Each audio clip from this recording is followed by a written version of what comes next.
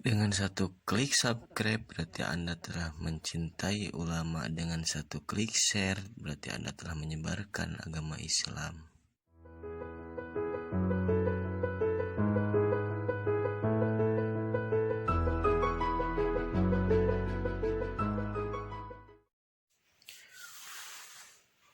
Qalal jumhurul ulama'i inna tafakkura ala khamsati aujuhin imma fi ayatillahi wa yaljamuhu tawajjuhu ilaihi wal yaqinu bihi au fi ni'matillahi wa yatawalladu anhul mahabbatu au fi wa'dillahi wa yatawalladu anhur raghbatu au fi wa'idillahi wa yatawalladu anhu rahbatu au fi taksirin nafsi anit ta'ati wa yatawalladu anhul haya'u wa huwa inkibadu wal injiwa'u.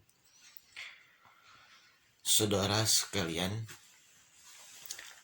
sebagian ulama mengatakan, kebanyakan para ulama mengatakan bahwa tafakkur itu terbagi 5 macam.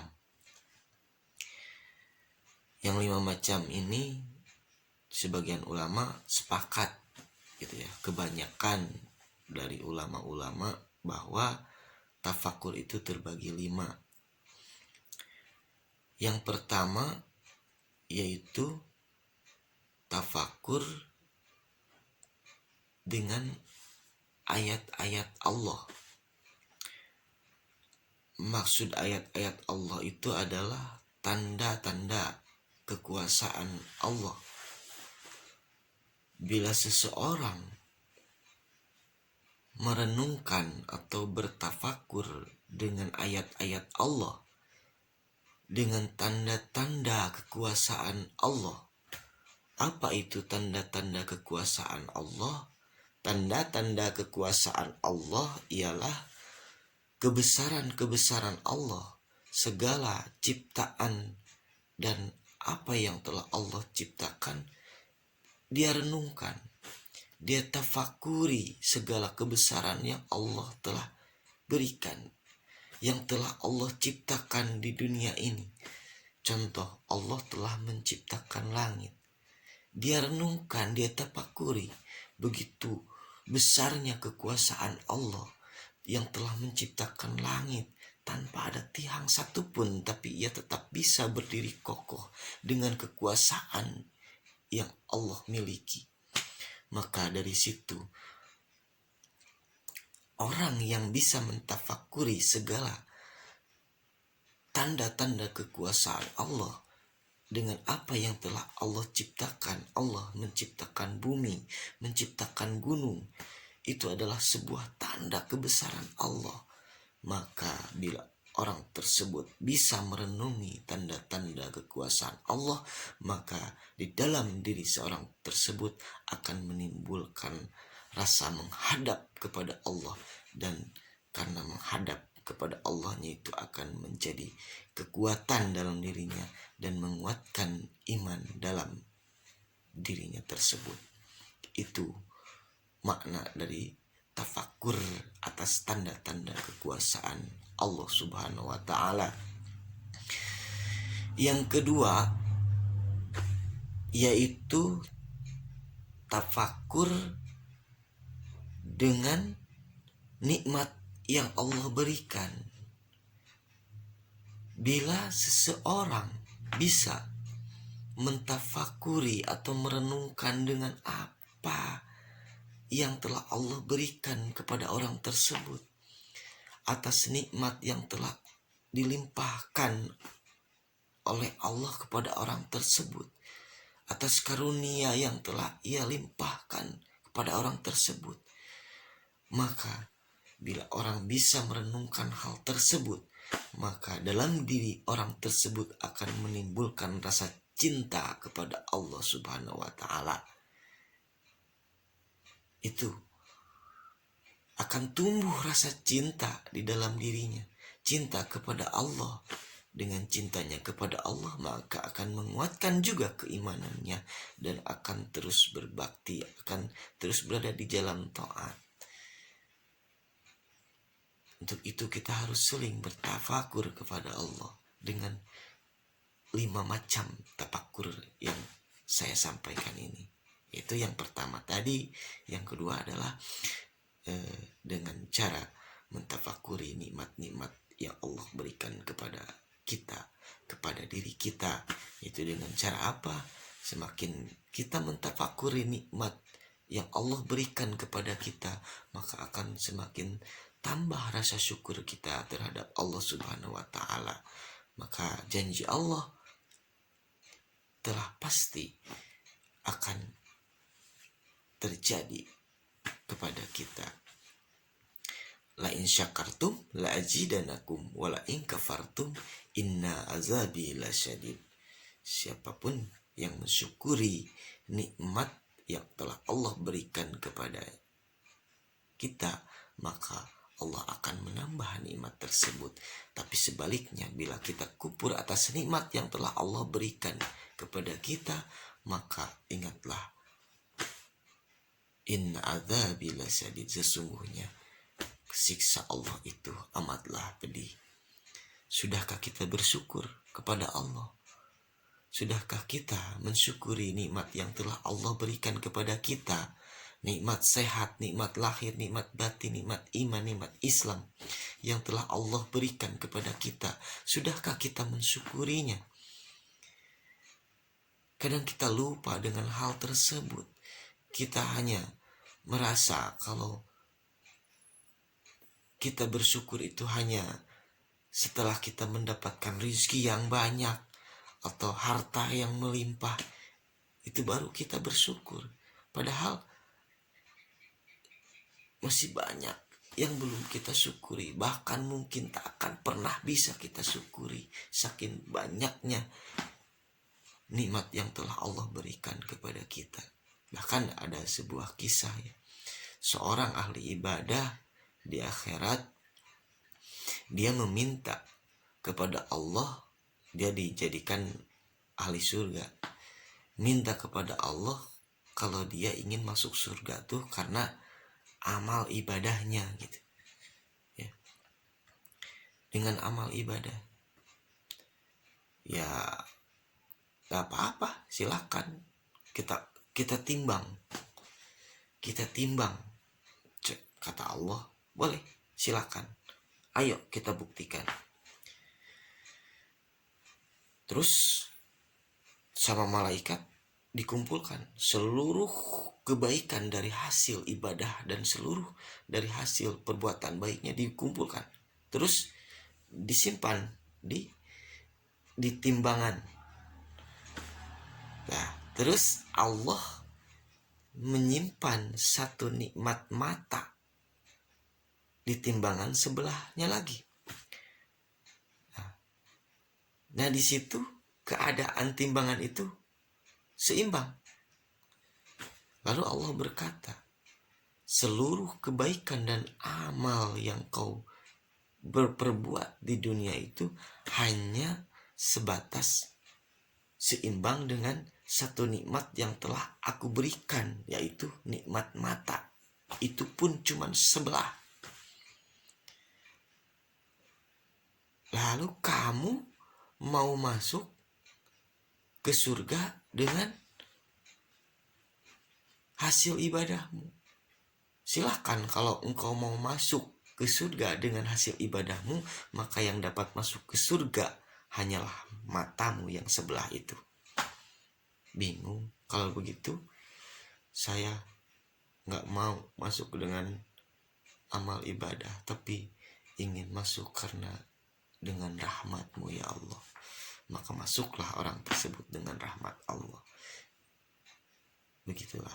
Itu sebuah kisah bahwa nikmat Allah itu tiada batasnya, tidaklah bisa kita syukuri. Ya, tapi kita harus berusaha mensyukuri apa yang telah Allah berikan kepada kita. Dengan cara apa? Kita harus sering bertafakur, yaitu bertafakur tentang nikmat. Oh ya Allah, ternyata walaupun keadaan saya ini dalam keadaan yang tidak mampu, tapi Allah telah memberikan nikmat kepada saya terlalu banyak, yaitu nikmat sehat, lahir batin, nikmat iman, nikmat Islam. Itu sudah cukup bagi kita untuk bersyukur kepada Allah Subhanahu wa Ta'ala.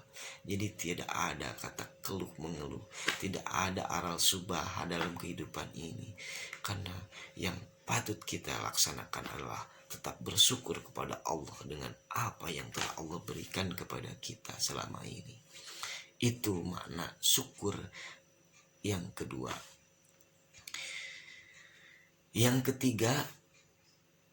ketiga yaitu aupi wa'dillahi wa yatawalladu anhu rogbatu, yaitu tafakur dengan janji-janji Allah.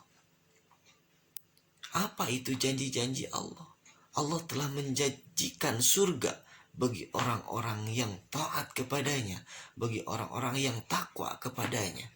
Apa itu takwa? Yaitu takwa itu melaksanakan segala perintahnya dan menjauhi segala larangannya.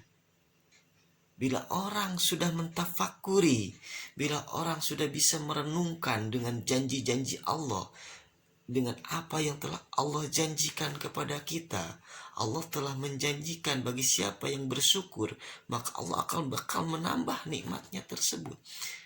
Itu janji Allah. Dan Allah juga berjanji bahwa orang yang tidak bersyukur kepada Allah akan mendapatkan siksa, apa itu di dunia maupun di akhirat.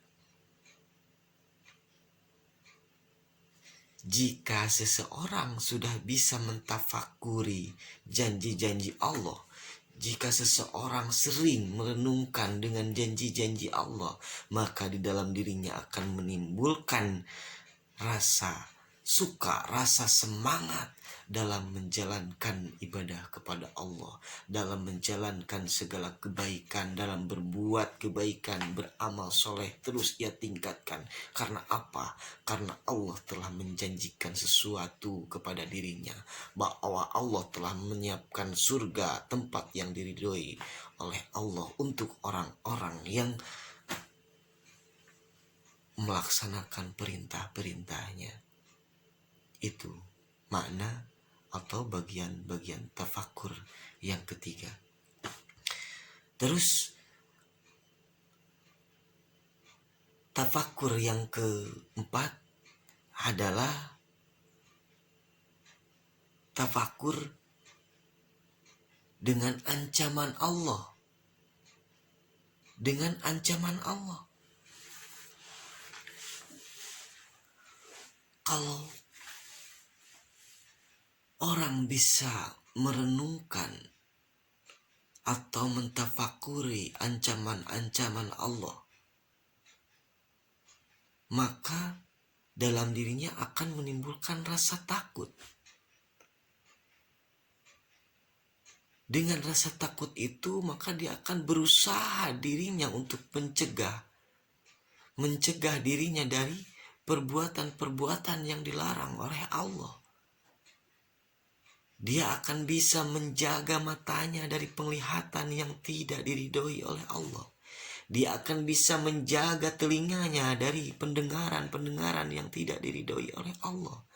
Dia akan bisa menjaga mulutnya dari perkataan-perkataan yang buruk, dari perkataan-perkataan yang tidak diridhoi oleh Allah. Bahkan dia bisa akan menjaga seluruh anggotanya dari melaksanakan segala perkara yang tidak diridhoi oleh Allah. Itu bila kita bisa mentafakuri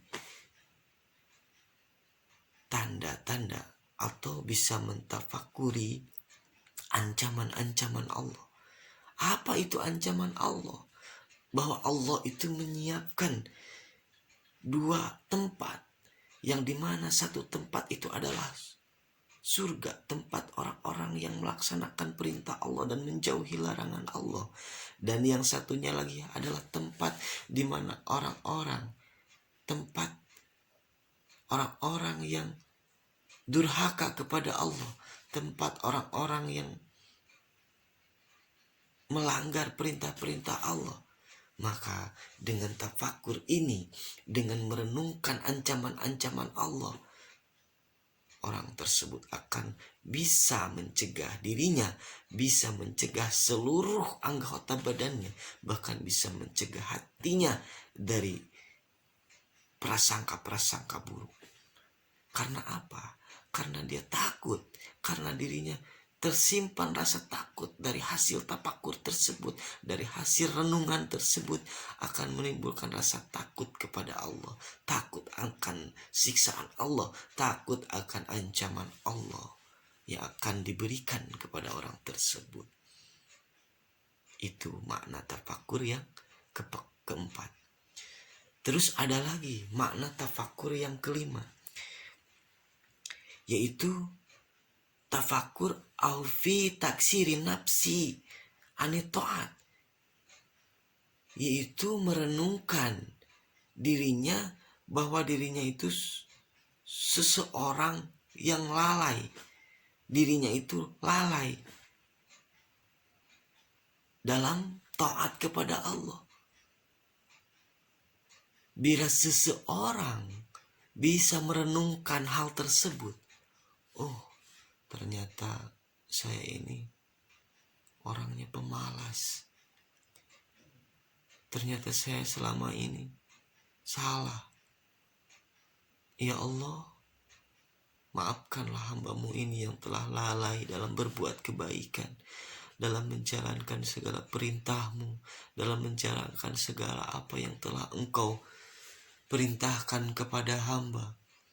Kita lalai dengan perintah-perintah Allah. Kita lalai dengan peribadahan-peribadahan kita, dengan apa yang seharusnya kita lakukan sebagai hamba, yaitu sepenuhnya kita harus beribadah kepada Allah. Maka dari itu, bila seseorang bisa merasa kalau dirinya itu seorang yang lalai dalam menjalankan perintah Allah, maka dalam diri orang tersebut akan menimbulkan rasa malu terhadap Allah. Dan dengan rasa malu itu, dia akan lebih giat dalam melaksanakan ibadah kepada Allah. Dia akan lebih taat kepada Allah. Dengan rasa malu tersebut, dia akan menjadi hamba yang sempurna. Maka dari itu, seringlah kita tafakur dengan 5 macam tafakur ini. Insya Allah, maka kepribadian kita akan meningkat, keimanan kita akan meningkat, kehambaan kita terhadap Allah akan semakin terasa, dan akan semakin merasa bahwa diri kita itu adalah bukanlah apa-apa. Kita ini hanyalah hamba Allah yang hanya dengan beribadah kepada Allah lah kita akan mendapatkan rahmat dan hidayah, dan dengan cara bersyukur kita akan menjadi orang-orang yang mendapatkan kebahagiaan di dunia dan di akhirat. Assalamualaikum warahmatullahi wabarakatuh.